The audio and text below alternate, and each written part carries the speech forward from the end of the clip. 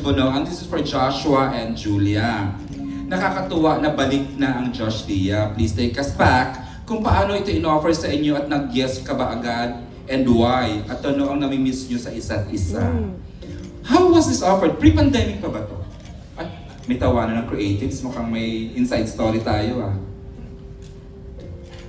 During the pandemic, parang we were receiving na calls and then setting meetings about it. Tapos, originally, iba yung kwento niya, and then years later, pa-evolve na yung material.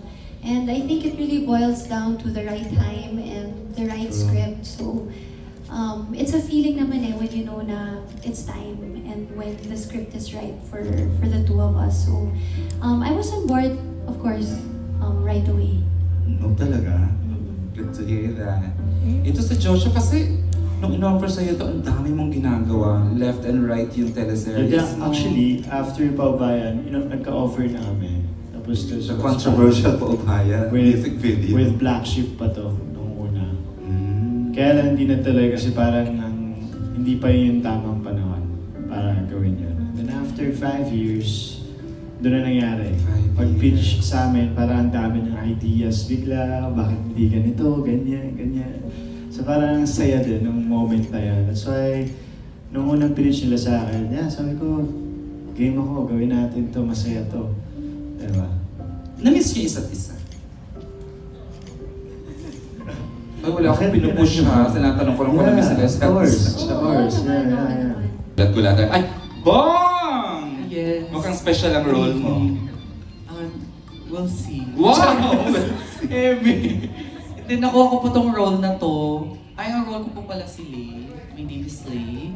And ako Character mo yan. Yes, ako ang nag-iisang kapatid. Julia Barreto. Seryoso? O diba, nagulat din. Kasi nung sinabi din Grabe ka naman! Ang ganda-ganda Gulat-gulatan lang ako. Ako din nagulat, sinabihan ako ni Direk P tsaka ni Sir Miko about this role. Sinabihan nila ako na kailangan ng Keki Sir sa movie na to. Tapos kapatid pa ni Julia, so nagpaganda talaga ako. Ayun talaga yung pressure ko. Actually, achieve naman tonight. Paano ako papantay sa ganda ni Ate Julia? Kasi, Barreto yan. Yes, Yeah. Barreto. Kaya tawag nila sa akin, Bong Barreto. Oh my God. Yes. Jajamanil, di ba?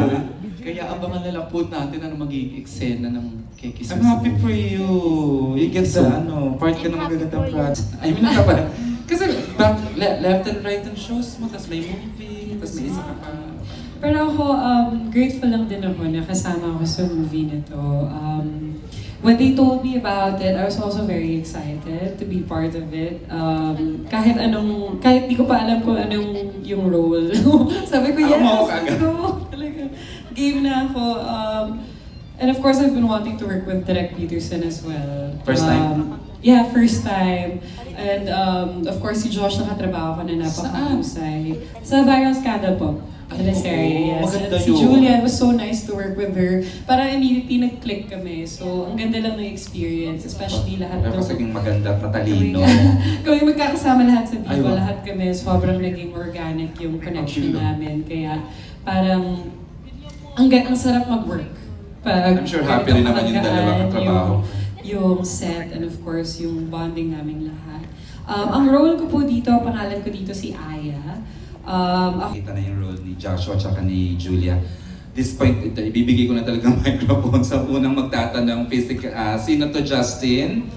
Ayan, magandang gabi po mga kapamilya. Ako po si Justin Irons sa ABS-CBN PR. Ayan, ang una pong magtatanong, by the way, we receive as 19 sets of questions. So kung di po aabot dahil sa time limit natin this evening, paumanin po. Pero hopefully makapture ng discussion yung soundbites na hinahanap nyo. For our first set of questions, kasama po natin si Tito Danny Vivas. Of course. Daily Tribute.